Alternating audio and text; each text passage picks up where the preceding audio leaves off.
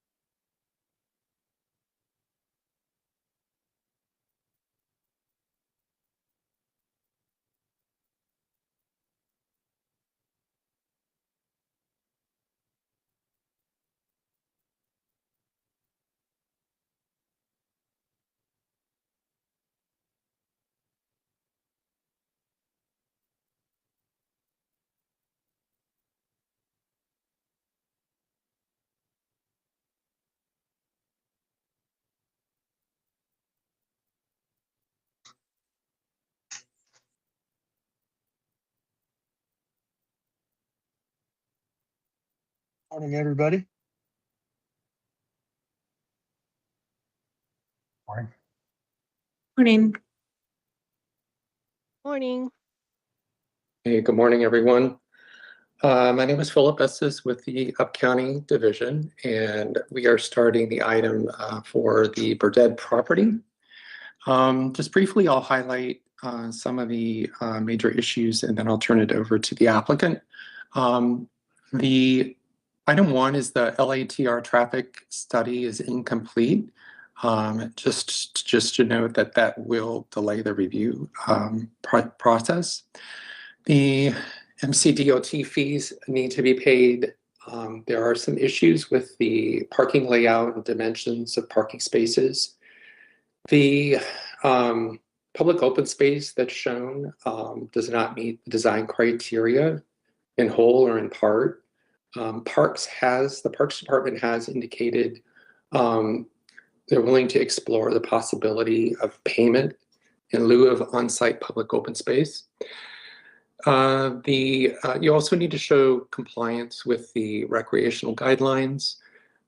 This needs stormwater management concept plan, and you did receive the detailed comments from the committee. There are additional comments from environmental, transportation, and fire, and the rest of the reviewing agencies. So I'll turn it back over to the applicant. Good morning, Dean Packard, civil engineer for the project, and joining with me are a couple of members of the team, including Mark Feinstein, the architect. Really quickly, I see how the park department is willing to talk to us about the offsite. Now, would that still come into play, whether it be partially on site or all off site, or partially on site and the rest off site? And because I know there's some ask for some park benches, and will any of that area be counted as public open space? So what you're showing, as I noted, what you're showing on the plan does not meet the design criteria for public open space. So what you're showing at the moment does not comply with the code. So It's partial, even no, partial? no, we're not supporting a partial Okay. on-site. Not the way it's shown, because it's, as I mentioned, and I've mentioned in previous meetings with you, this does not meet the design criteria for public open space on-site. Okay, second question, the 6-foot planting strip, I know that's a transportation and DOT. Is that negotiable, or does it have to be 6 foot? And if it has to be 6 foot, can we go to a PIE as opposed to additional dedication? Carlos, do you want to jump in there? Sure. Hi, Dean. So the 6-foot buffer is something that we want to maintain, at least for the sake of having the, at least for having that open tree space. I believe, and we could confirm with DOT, we could explore the PIE, but we would be willing to assess whether the side path can be modified a little bit. But really, what we want to ensure is that the side path and the buffer remain in basically remain uninterrupted with the existing 10-foot facility that already exists in Ridge Road. But yeah, I think on our end, the buffer is probably going to be a non-negotiable. If we've kept the right of way consistent, you know, instead of like bumping it out for this one particular spot, which is kind of non-conforming if we have to bump it out. The buffer, you know, to the townhouse side is not 6 foot. So we've aligned the 10-foot path with the path on the adjoining townhouse subdivision. And there's nothing to the north, so there is a little more flexibility. And I think to the north, you're talking about like an 8-foot pathway. Yes, that would be correct. So, I mean, if we go to a 6-foot buffer, it's kind of jog in and out across our site through the entrance and everything. And maybe this can be worked out with some options at a follow-up meeting. You know, when you guys open up, I can come in with some options and we can discuss this, you know, in a more, you know, informal setting so that we can not waste time here today. Yeah, that would be worthwhile having a discussion. Yeah. But Carlos, again, can I jump in? It's really important to get that 6-foot buffer to get the separation from the travel lanes. But yeah, we can have further discussion, but it is we really want to see more separation. So and the 10 foot's non-negotiable, I assume.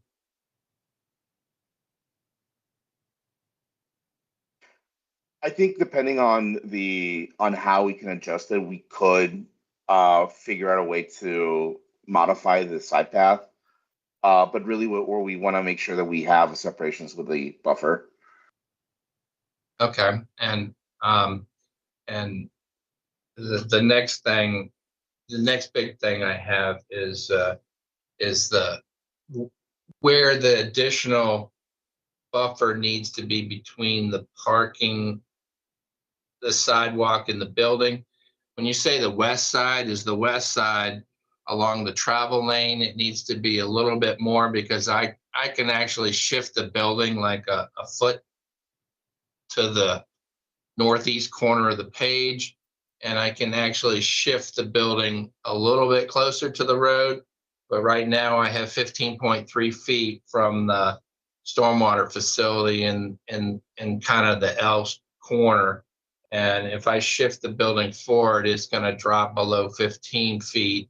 And that's a Marie thing. And I don't know whether Marie, I can go to 14 feet for a short period piece of distance, or I can just lengthen the stormwater facility to keep it 15. I'm just trying to figure out my design parameters.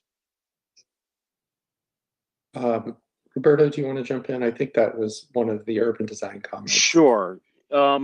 Along the main length of the building, I think so it's say, this one, right? yes, it's that This. side. We're concerned with that you really don't have much of a buffer between the back of the sidewalk and the building itself, so that there's not opportunities for landscaping. So that it's really just almost a paved area outside of people's windows. So that's our primary concern there. We want to give it more of a landscaped setting, so you're not right on top of the sidewalk. So do I need to keep a 3-foot buffer? But I have relatively small shrubs planted there, especially in the narrow places. I mean, I think we're thinking that it should be greater than a 3-foot buffer as a minimum. Just in thinking that, you're right outside of you're looking out your window, and you're right on top of on the sidewalk and the parking lot. And we would like to have a greater buffer of some sort there. Oh, we can talk about that later, but as you know, we're really tight on space and really tight on parking. And I assume that's the same comment on the back face of the building adjoining the parking lot, because I have the sidewalk right up against the building. Right. I mean, yeah, on that too, it would be an issue.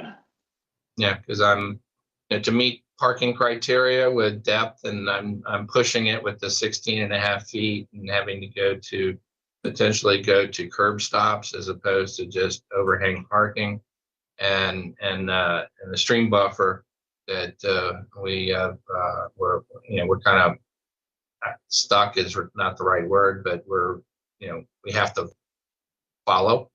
I don't have a whole lot of room to work, and that's I can come in and we can sit down and we can talk about some of these details so I can narrow my focus on what changes I can and can't make, and so on and so forth.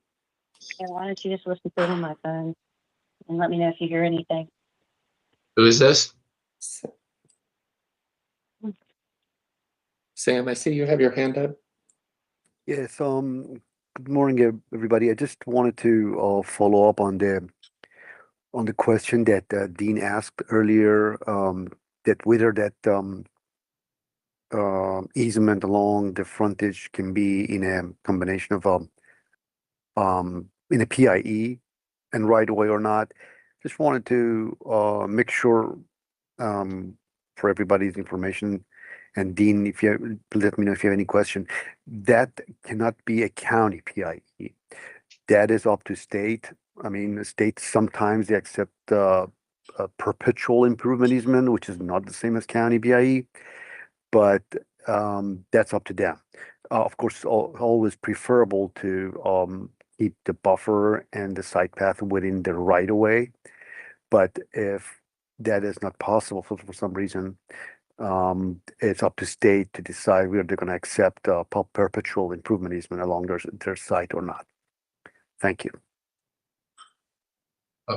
Okay, my next question is, since we're providing fire department turnaround access to the fire department turnaround in the back of the property, that is, kind of overlaps with truck turning diagrams.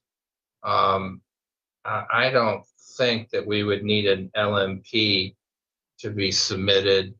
If I can, pretty much, expand the fire department access turnaround to include, loading space, truck turnaround, and so on and so forth. If I can overlap those two somehow without turning it into a big study, because we just don't have room. That's one of the biggest problems.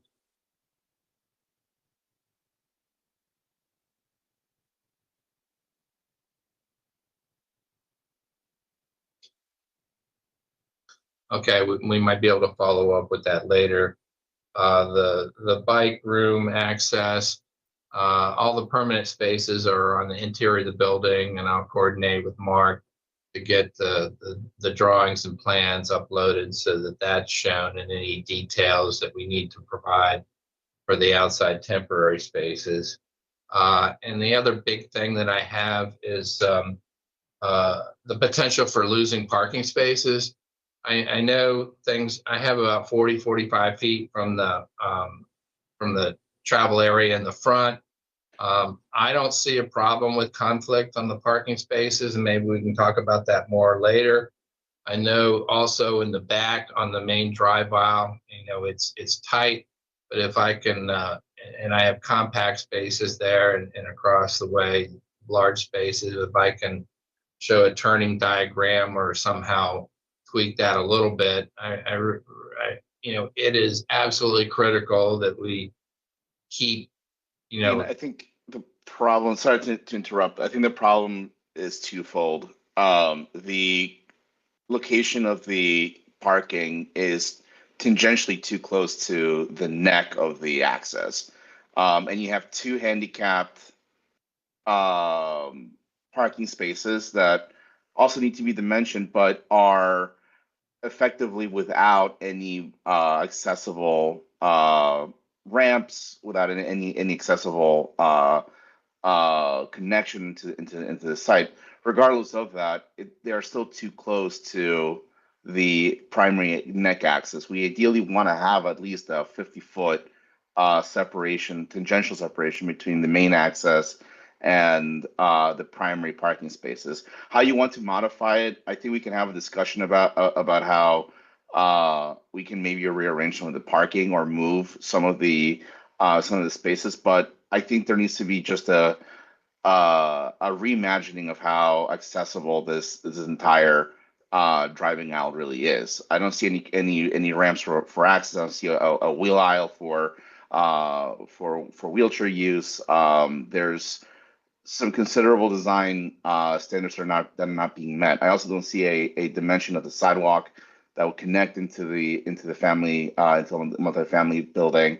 So I'm happy to set up a time when we're back open and have a much longer discussion about how we would like to see the parking aisle be be redesigned. But there are, I would say, I would push back very heavily on the fact that, at least as it stands, the neck is too it introduces a lot of possible conflict points for both accessible parking and also potential conflict points with new residents and the rich road commuters. So I know could opine on that. that ramps were always proposed. Maybe they're not. I need to make sure I got the layer turned on and everything else. But there are ramps proposed at all the entrance points and the handicap space points. I can detail that, but the front of the building has an accessible entrance, and that was why the handicap spaces were positioned there as close as possible to the front. So if we could set up a meeting, later this week or beginning of next week, I can come in and kind of, brainstorm a lot of these things so that I know we have a very limited amount of time today, but those are the concerns that I have. Let me just go through my list because I have everything highlighted here. And I don't know if Marie is on, but if I have, I can reach out to her directly if she's not. But I know 15-foot walking path for fire accessible is to be maintained around the building. If that, Dean, yes. Dean, I am here. That 15-foot clear and walkable grade, it can have minor obstructions in it that can be worked around, and you can have shrubbery up to 18 inches in it. So we can look at what you're trying to get done. Okay. All right. I'll work with you directly on that. And, 15 feet is pretty much going to be everywhere except for maybe one or two minor spots. And I will work with you directly on Okay. I look forward to it. that. Okay. So what else do I have? The just things like the stormwater management. I've had to encompass them with small retaining walls to create the bioretention setting. There is a comment that more naturalized shape. It's going to be more challenging to do that with retaining walls. I can work directly with Mark and DPS on that, unless that's a planning comment. That was a planning comment. I think we're concerned also just with the idea of, just having just vaults or, right, exposed, rectangular or just trapezoidal shaped vaults right adjacent to the building. And you look out your window or whatever, and there's little landscaping and it's just a drop. So to have it as a more naturalized setting, especially the ones that are along the end of the L and at the I guess the joint of the L in I want to say it's on this particular drawing, the right side, yes, where the hand is. Yeah, well, Yeah, this is Mark Roberto, Epperts. are those the areas that are designated as public open space as well? Is that what your comment is trying to get at? No, I'm just trying to figure out how to not make a retaining wall, kind of a disjointed, wall. This is Mark Epperts real quick. Yeah, our standards also say that we don't want rectangular practices. They should look pleasing. These are aesthetic practices. But on the flip side, we don't have anything that we can enforce against that, right? We want them to look nice. We want you to put down your angles and pick up your curves, right? But the bottom line for the state is you got to provide the control. So we fully support planning's desire to have these look more natural. We're right on board with you. I don't know if we can achieve it. We haven't had anything actually submitted for review. We're going to have to look at the whole retaining wall design anyway to see what these things look like. We haven't had the opportunity to do that yet. And Mark, the first submission I had, basically came back and said, let's see what park and planning comes up with. And there's been significant changes since my first submission. And I'm going to jump back on that and get you what you need. Yeah, there were significant layout possibilities for change, and we understood that. So we figured that was going to have an effect on where the stormwater was going to wind up. And as it congeals, we need to get something back for review. But I just want to step in here on this idea of this aesthetically pleasing shape. Yes, we fully support that. I don't think we can deny it if it's ugly. We don't have that in our code, but we try to push them as much as we can. And we're hoping that we can get something that looks a little better out there. Well, just to put that on the record. And you can't see it from here, but they're only about a foot. It's only about a foot, maybe a little bit more of a drop into the thing, and it's going to be, heavily landscaped. So, aesthetically, people are going to see a little white wall and then a lot of landscaping inside the facility as it grows. So I'll work with that, and I'll work with you. Yeah, Dean, and we're here also to support Mark Etheridge on what he just said. So we will be looking at this from that perspective as well, an open space perspective and compatibility with the other spaces that you're providing. I've gone through most of my things, and I want to give Mark a chance to ask a couple questions about the architectural. Mark, do you have any questions or anything that you need to bring up that we need to further discuss, or just your concerns? Just some basic question. I mean, most of it we're just absorbing, and we'll review and kind of provide some studies showing what the differences could be. The main issue, it sounds like, along a long elevation, is to try to make it more consistent. And our thought process when we why we didn't do that. And we understand where you guys are responding to. Our idea was to kind of break it up because I mean, it's a long elevation, and we did want to kind of play off the townhouses adjacent where you have the broken up elevations.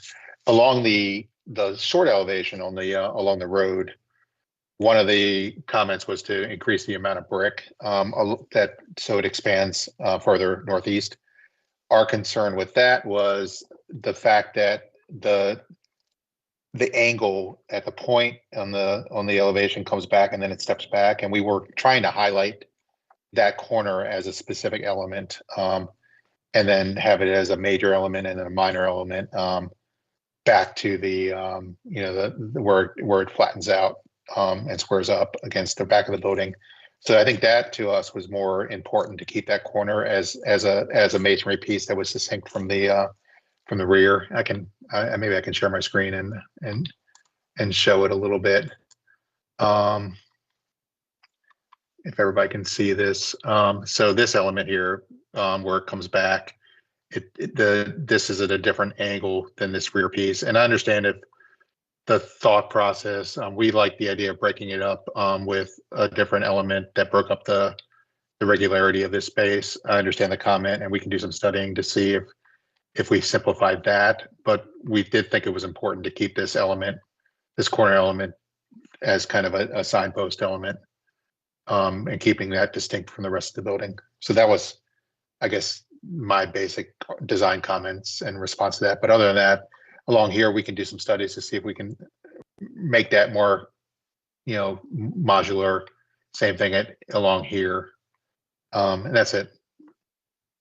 Sure, and we appreciate working with you and everything on this. Our concern was that since it's such a short facade at that point, is the change in materials. You have like 3 or 4 materials, and then how the vertical element breaks up. I guess in that particular image, the two, I guess, is it a green?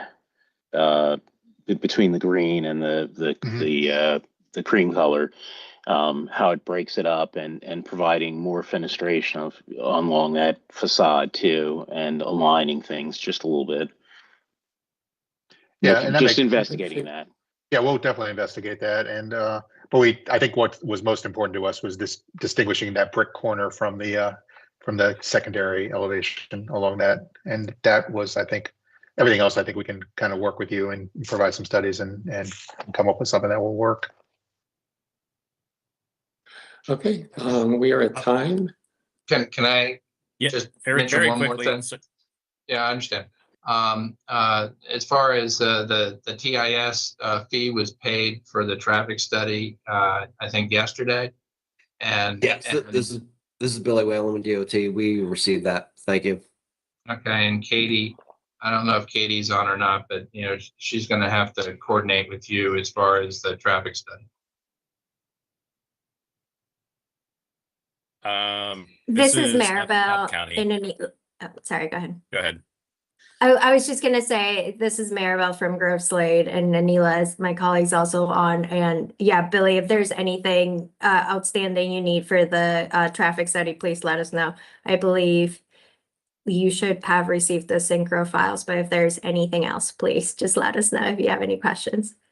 Okay, Maribel, this is Carlos. In relation to the LATR, we should probably touch base to break down some of the outside improvements. Some of the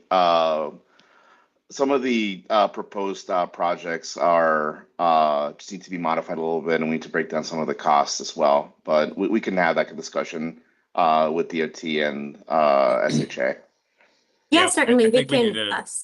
Sorry, I'm sorry, jumping in. Patrick Butler, Up County Division Chief. We are at time here, so I'm going to just quickly say we have several items that we need to follow up on. Thank you for paying the TIS fee. I think that was the major hang up here. Regardless, I do think that is going to cause a delay. So one of the other discussion topics we need, Dean, is to talk about an extension request. DMC DOT needs time to review this, inevitably provide comments back. And we do need to complete the have a complete package like Carlos was alluding to. So there definitely going to be more on that moving forward. I'll reach out for a time to get together. Okay. Yes. Thank you all. We'll follow up here quickly and set that up for you. If not this following week, then the week after. Thank you. So thank you.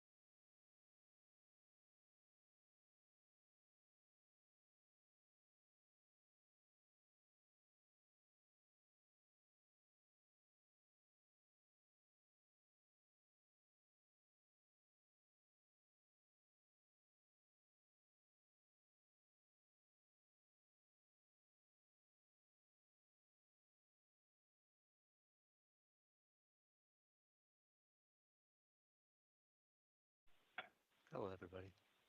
Hello.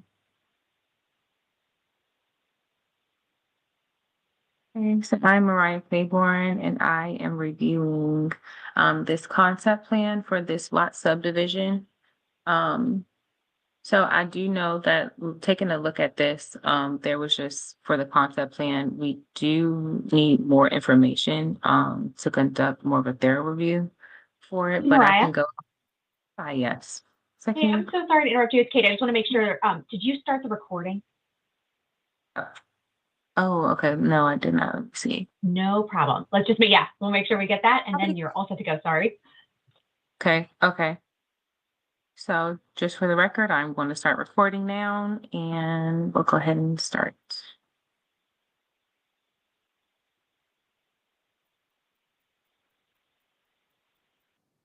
Okay, so recording has started. So for the record, I'm Mariah Claiborne and I am the lead reviewer for this concept plan.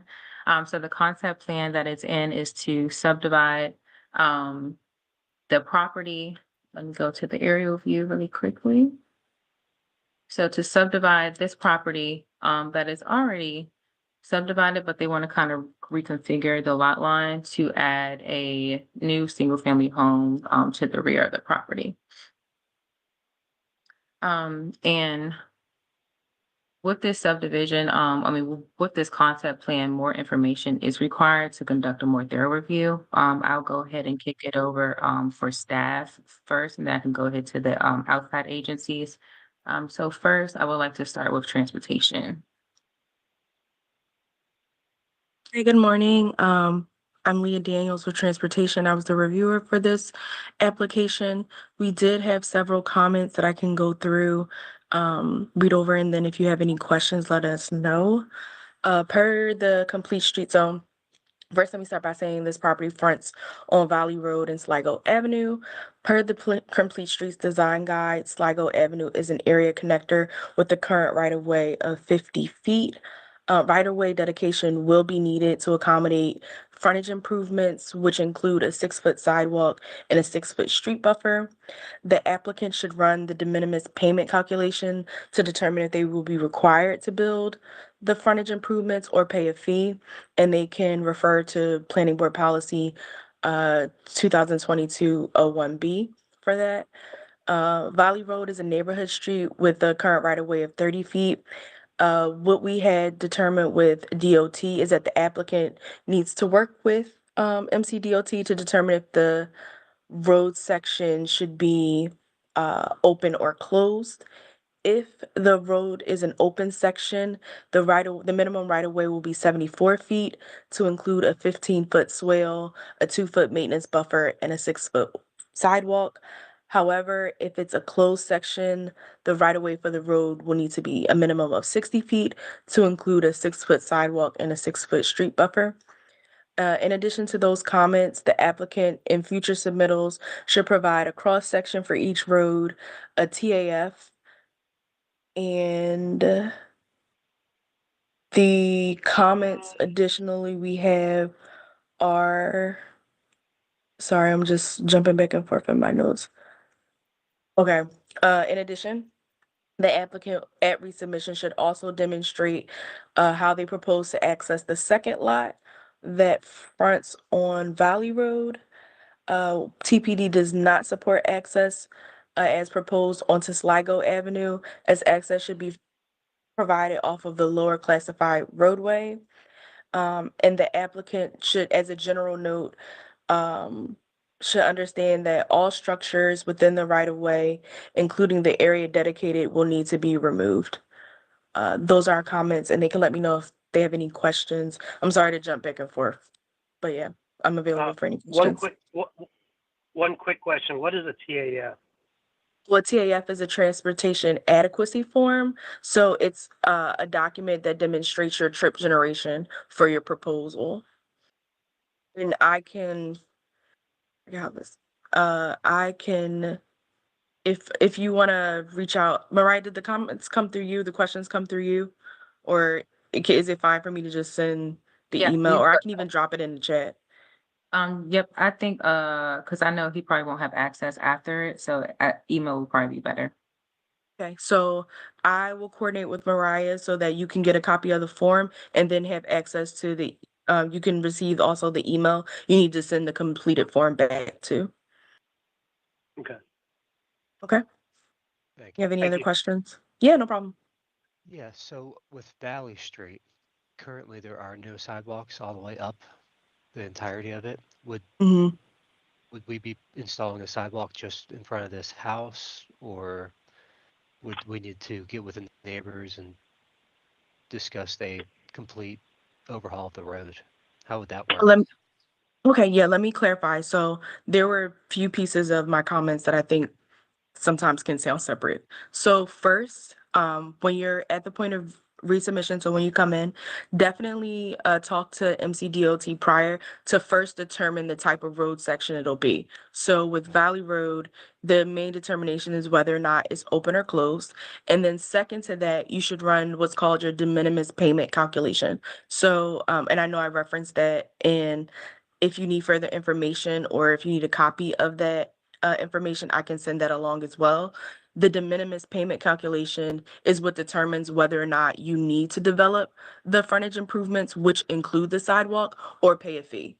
So once you run the calculation, you'll figure out whether or not you have to actually build it or pay that fee. Well, appreciate the explanation. If you could please send us that, that would be greatly helpful.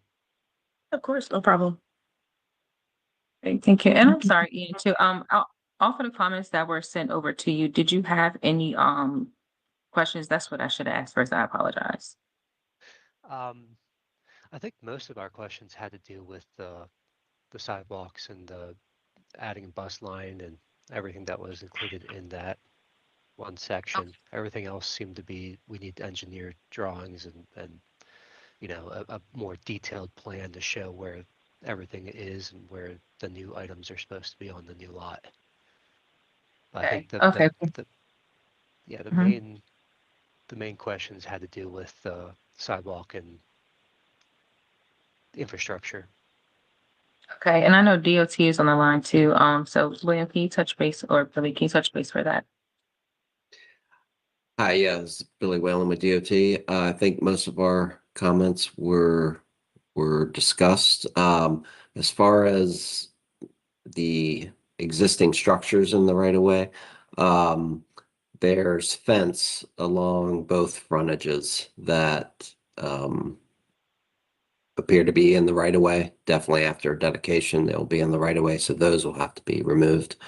And I also think you covered that the existing lot should have its access closed from Sligo and access solely off of Valley Street. So this is Matt, by the way, the homeowner. So I did measure the sidewalk. So the sidewalk's pretty much new. I think it was done like 3 years ago, and it is 5 feet, and the shoulder is 7 feet in front of the house. So I did pull a permit for the fence. Now I would like to keep my entrance on the Sligo, just because on days like today, we kind of need it because, I mean, Valley's still not cleared. So we kind of depend on those front driveways when it's bad weather. We don't really use it most of the year because it's a lot easier to get in and out Valley. But like this morning, I was parked in the front driveway to get on the Sligo. So we would like to keep it if possible. Is that an option, or? I guess we could discuss that at the preliminary plan stage. Okay. Is it? I mean, I'm not planning to do anything with the Sligo house. The intention is for everything on Sligo to stay. But basically, I just wanted to reconfigure the lots so we could do something with the back lot, with the Valley Street. Right. There's no Okay. intention. There's no intention to build or expand on the Sligo house. This is Rebecca from DOT. We understand that. However, we look at the whole site as you come in. So because that is included, we make those comments that you need to close that access point. So we can consider it, but we really want the zoning ordinance actually says provide access on the lowest classified street. And so that's what we do. We really ask them, the other properties only have frontage on Sligo, but if we can get that access point onto, or just only access point onto the lower classified street, that would be better for the county. As far as the sidewalk, we would need to look at, and as it said, for de minimis payment. And then for right-of-way improvements in the right-of-way, if you have to dedicate right-of-way, we ask you to remove those improvements outside of the area. You received a permit because that's where your property line is, but your property line will be moving. And so the county would look at anything that's in the right-of-way, the new proposed right-of-way, and ask for it to be removed. But again, we can look at those when you come in. And I think you need to provide a detailed response, written response and pictures of showing us what's existing and what you would like to keep when you come in. I got you. So Yeah. most of these comments are based upon the next round of engineer drawings. I can't hear you. I think I understand what you're saying.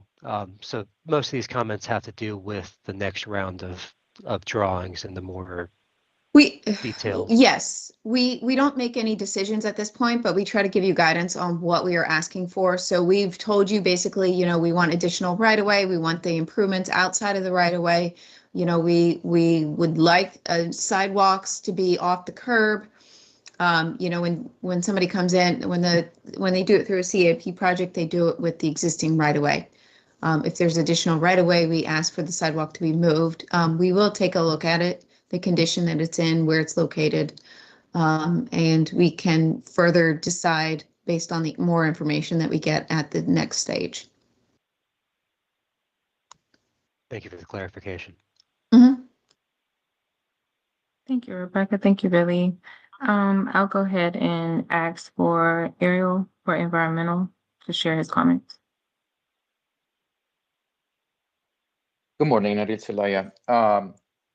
We will need to see either a forest conservation plan exemption or a natural resource inventory for this property, and then the forest conservation plan. So right now, we don't have a good understanding about big trees in the property, and depending which application you file, that will require different mitigation purposes to fulfill. So just be aware that you will require those documents during the next stage.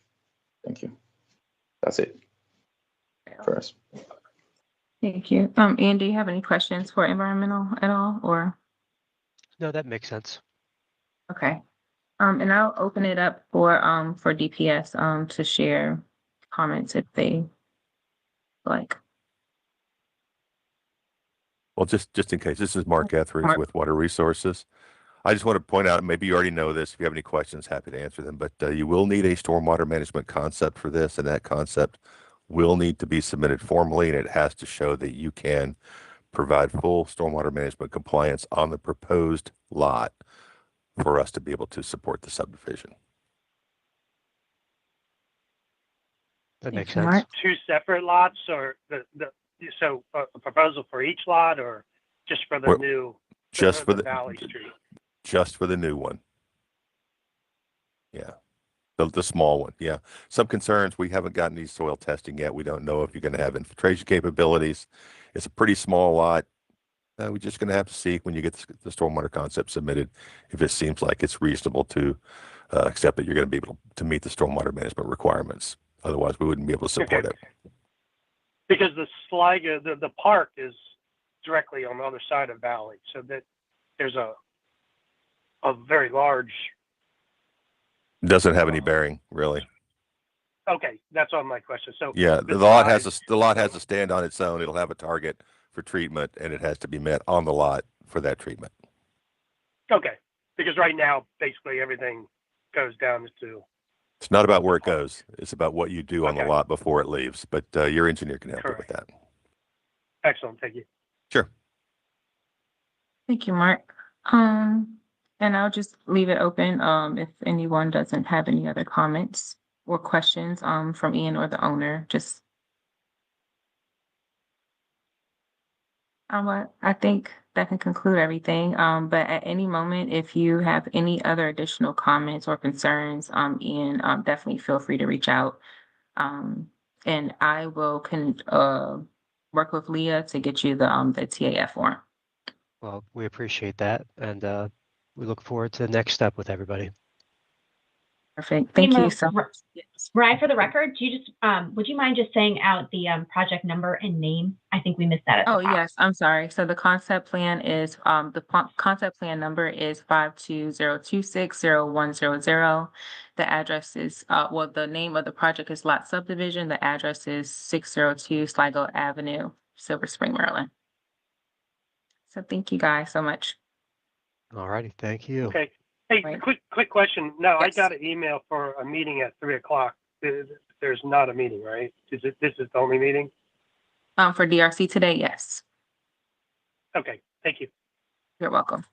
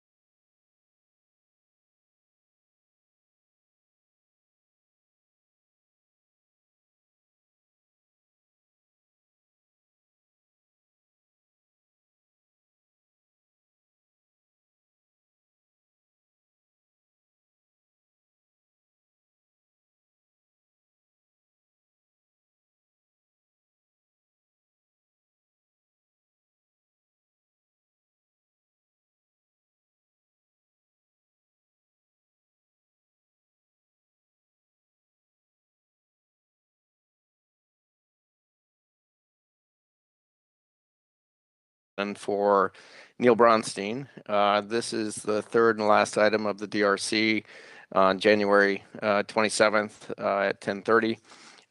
Before I turn it over to the lead reviewer, just to let you again know this is being recorded. This is for Chevy Chase Garden Plaza, number 8-1984-001B. And I'm going to go ahead and turn this over to Hugo Njezi, the lead reviewer for West County. Thank you. Thank you, Robert. Good morning. Hugo Njezi with the West County regulatory team. We're looking at Chevy Chase Plaza. I'm going to hit on some of the bigger comments we've had for this application so far, which is the change in heights over the fences, adding a mural to the site, providing more detailed pickup and drop-off operation information, and also adding activities and sustainable features to the proposed playground. This is for the applicant, so please, I'm all ears if you have any questions on the comments that you receive as a whole from all the agencies.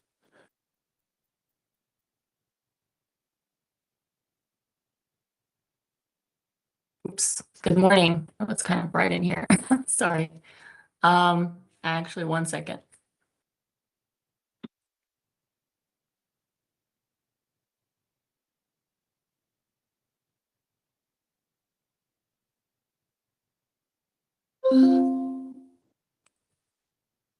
All right, hopefully that's a little better. Excuse my appearance. I did have eye surgery, so I have a little patch on, but all is well. So thank you. Suli Cho with the law firm of Bregman, Berbert, Schwartz, and Gilday. I'm the land use counsel for Celebree School, the applicant for this site plan amendment.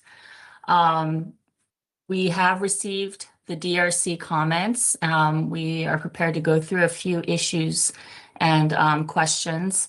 I have the full team on line with me, but I will just go ahead and proceed. So this is a proposed daycare use for up to 178 children. We're taking over the second floor space, an existing space, and adding a small expansion to the mezzanine level of the second floor space and adding an outdoor playground of 3,600 square feet. We had met with staff prior to submission of this amendment and inquired about what may be required in terms of frontage improvements and had obtained confirmation that no frontage improvements would be triggered as a result of this, what is being proposed, which is essentially just a change of use with the playground component. As you know, for daycares, state regulations require some outdoor play area. This is a very dated development. It's probably one of the original Bethesda applications and predates me for sure. But in any case, this is the Chevy Chase Garden Plaza, which is the entire block. The Celebree would only be occupying one of the 3-story structures located at 7617 Arlington Road. In terms of the comments, I just wanted to state again that this application was premised on the fact on confirmation that no frontage improvements would be triggered. And we noticed a number of the agency comments sort of assumed frontage improvements. So I just wanted to put that out there first to make sure we're on the same page. I believe, Ugana, you received an email that was forwarded to you. I apologize. I didn't know you had taken over as the lead for this application. Yes, and who was the email from? Was it Stephanie Dickel? Okay. And the email, can you let me know what was in the email? I don't see one. Just confirmation from staff that Yes. no frontage improvement. Yeah.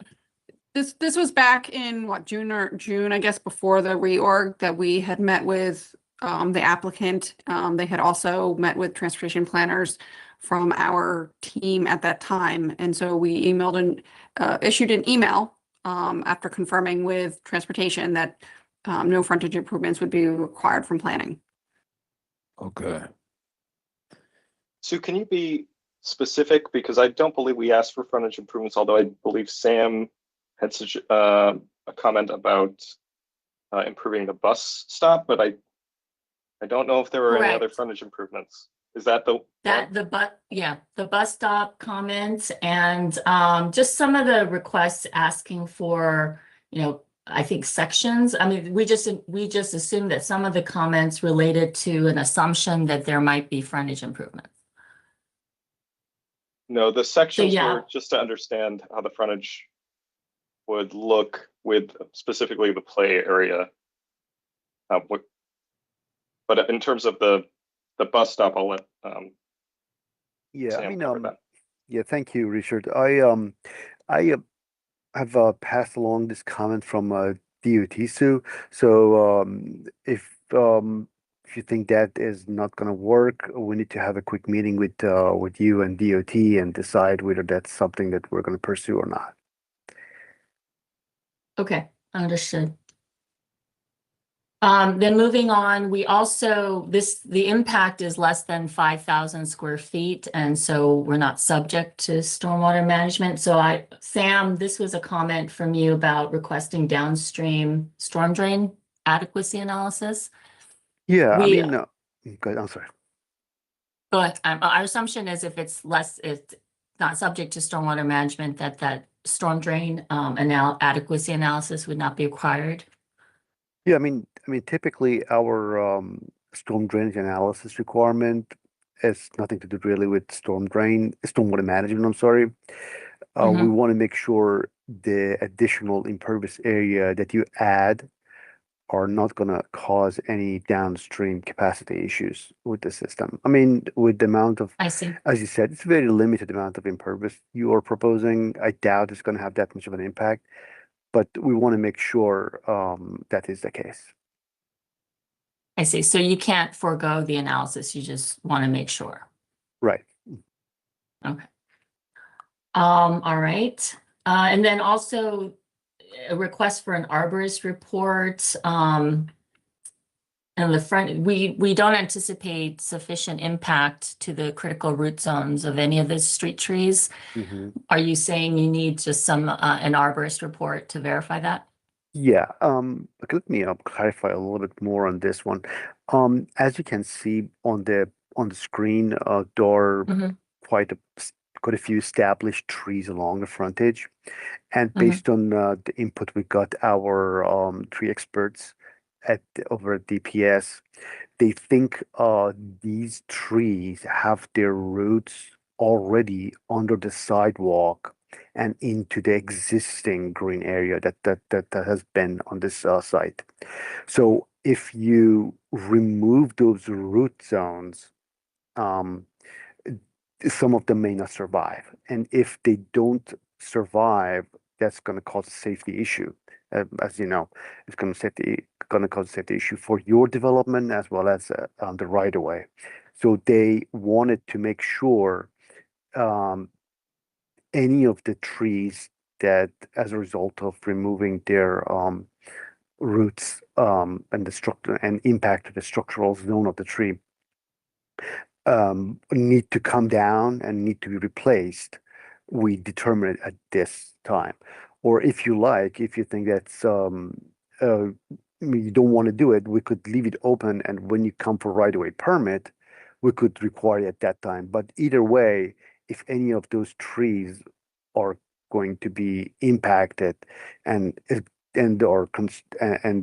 considered unsafe, we need to figure it out, and we need to take them down and replace them or do some mitigation for them. Yeah, I think that we can provide the report. I think the report will confirm that not no more than the 30% of the root zones are being impacted. Are you saying that a lesser standard is potentially going to be applied here because of the existing condition of the trees, that even though we're impacting less than 30%, that these trees, DPS may deem them as potential issues? Yeah, because again, this is I'm not a tree expert. I'm just passing along their comments. But what they said was these trees are already very constrained. If you look on one side, there is road, which is pretty much so compact. There is no root zone or going to be within the road area. So most of the roots are on the other side, and that leaves that little green strip we have along the curb and the green areas that are already existing on the property. So the vast majority of the root system are on the other side and within the green area that are existing. So the situation is a little bit different than if there was no road on the other side. So we need to have this arborist report to see whether these trees are gonna survive if we remove that. Understood. Yeah. And did you say where was this comment coming from in your department? From our DPS tree experts, street tree reviewers. Yeah. And whatever you provide, I'll have to pass it along to them for them to take a look and decide if they need any additional information or what have you. Understood. Okay, great. Moving on.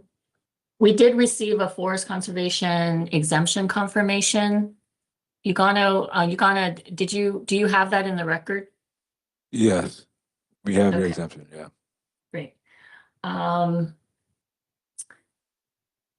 So then I think you answered the cross-section frontage request Richard did, so we can provide that. In terms of other comments, we have a bike rack in this area that I think we're proposing to maintain several of them at where they are, but then relocating some. So we will address that. We may want to have a separate meeting with Florence just to go over some of these issues. I don't think we need to necessarily go through everything here. We can provide additional pickup drop-off operation information and circulation information as well. The bus stop is an issue. So do we need to follow up, or Florence, is that something that you all can discuss internally and let us know? Yeah, I'd like to discuss more, I guess, with DOT and DPS, because I know that comment was originally coming from their end. Okay. Your comment regarding the rec guidelines were a little confusing to us, only in that this outdoor playground area is not a general amenity for the development. It is specific to the daycare. So I don't think the rec guidelines are implicated. So if you could explain that comment. So we want the best site possible for the kids, right? I know that the tot lot guidelines are for a playground around this size. Right now in the plans, we would like to see more activity on the site for the kids. I know it's not a general use for the community, but we would like this to be the best standard possible. So even if the applicant just show what more they can do, including the comment about having more sustainable features, just to see the space, up to a county guideline that best possible, And if we can't fit everything, then we can't, but we'd like to see an attempt or, something in SOJ saying that this is why we have the activities we do. Well, we did see that general comment about sort of using more contemporary design for the playground, and we are going to take a look at that. We understood that comment. I just don't understand the trying to meet the multi-age playground rec guideline, because this is a specific age, it's a daycare use. Yes. And and that we're not doing older children for, I right? understand. Yeah, So I understand. the rec guideline comment just generally was You not can, you can look at understood. the tot lot one. That's the guide. So that's the guideline I'm using when I'm judging the playground, right? It's just a reference. And in terms of the location of the playground, it really is the only location that is being made available by the property owner for Celebrate School.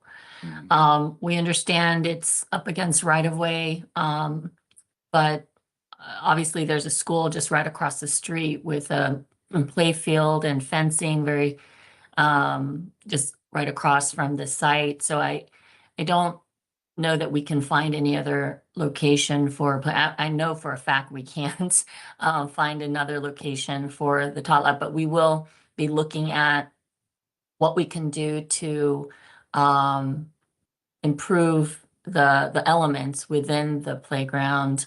We did submit sort of a 3D conceptual rendering of the type of play equipment. We understand we may look at more contemporary or more design focused type of playground Yes. we can So, look yeah, at so that, Natasha.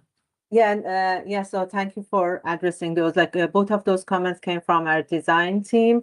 So the location of the tot lot, thank you for explaining it. Like we thought that bringing the kids right at the intersection of two major roads might be a little bit problematic with the pollution and noise.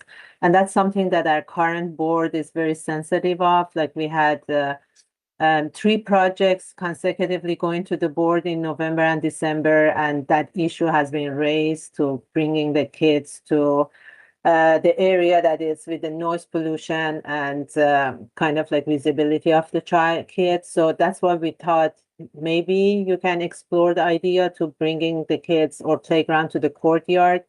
But I understand if that's the area that is not available since you guys are leasing the space. And in relate to like more modern and contemporary, like we thought since this playground is very visible, so it brings some sort of visualization for the pedestrian that they are passing by, cars passing by. So that's why like I put a couple of examples on the exhibit. I hope you guys got it from the upload folder to see that like what other type of equipment can be provided that visually is a little bit more attractive. We definitely are going to take another look, Natasha, and I know Nishant Gupta of the Celebrate School is open to sort of looking at that and trying to and understands that this intersection and every intersection in Bethesda, sort of the corner, is a visual focal point. So we understand we don't want to detract from that sort of area, this area in that regard. So we're going to look at that. I guess my question is that something that is going to be like required, or something that we just, it's a comment that we take in and try to address? It was a suggestion. It was a suggestion, and also related to the fence that you're providing along. Again, that's also if it become more decorative, that brings visual interest for pedestrians, that would be also appreciated. And I think one of on your drawing, it shows that the fences are horizontal, and I think there are some regulation for the safety so kids cannot climb up. So please look into that. And I also provide some examples of the decorative fences around the playground. So feel free to take a look and come up with the better suggestions. Sure. And we certainly will. I think the height, though, is something that is concerning and is a safety issue. A 6-foot fence is really sort of necessary, both from the kids not, hopping over, or some passerby just sort of, pulling a kid out of there. So we need that 6-foot height. And we did notice that there was a at least a 6-foot height fence on the other side for the school field that was just right up against the sidewalk. I So we're see. hooked. Yeah, we were not against the height. That's the regulation for safety. But we were just thinking about how to make that 6 foot a little bit more, not the present, because it's a really small area. So by the time you put 6 foot, like a very normal fencing around it, it might look like cage. So any sort of decorative element. I think Sandra would like to chime in. Sandra, go ahead. Sure. Thank you.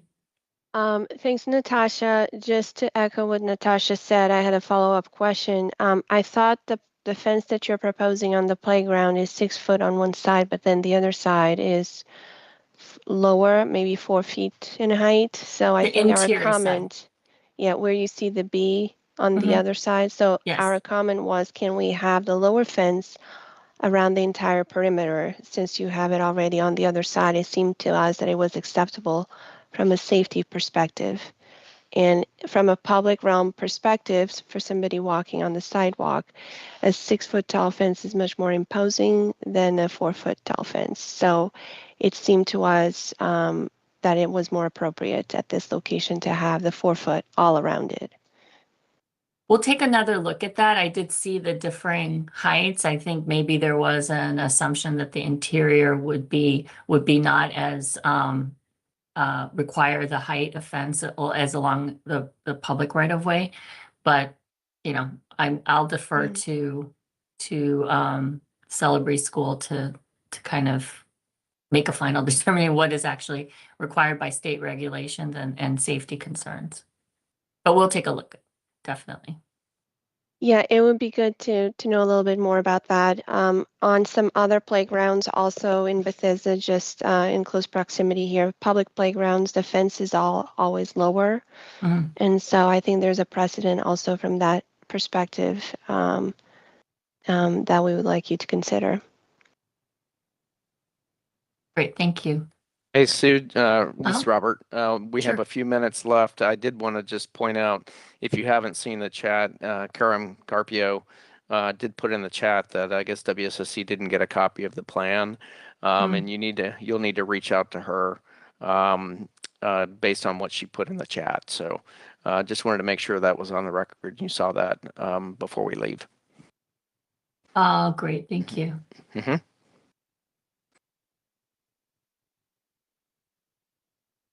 All right. We have another hand. Casey Larkin. Casey, you're muted. I'm not sure.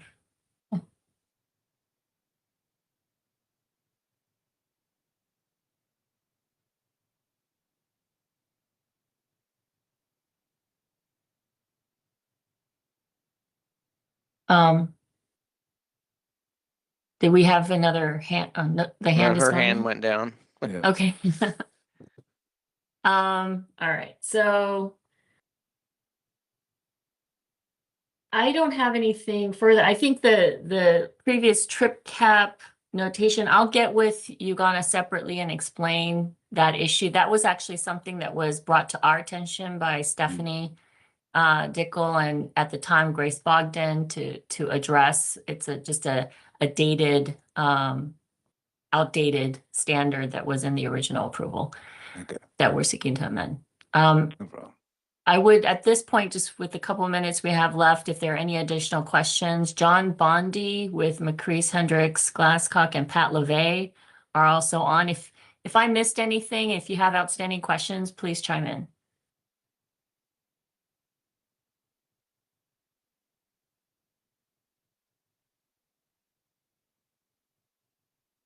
I'm not seeing any. John, do you have any questions? No, but we appreciate contacts for whoever's making all the design. I appreciate it's your DPS design team, but I guess, what's the workflow? Are we supposed to just pass comments back through this team to them, or we may need some coordination meeting with some additional contact information so we know who's making the comments? We can either do it directly or however you guys want to handle that. You can reach out to me and we can put something together to talk further.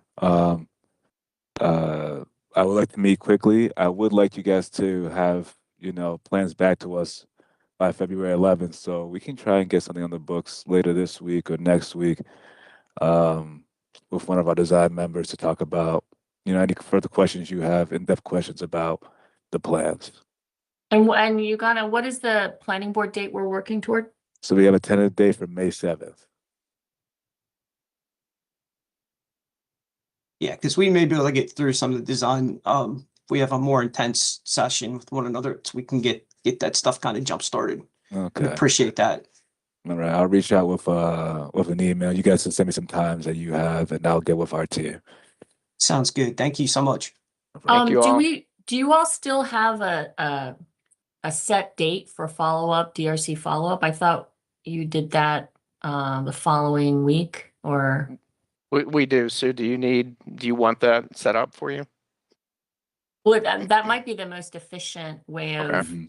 getting all the comments and guidance specific. So if we can get Hugo, we'll have to, if you can coordinate with Stephanie and see what the best date is for that, and get that sent over to Sue so that they can continue on. That'd be good. Thank you. We are out of time, so I want to stop the recording. So appreciate it, everyone, and stay warm. Thank you. Bye. Right. Bye.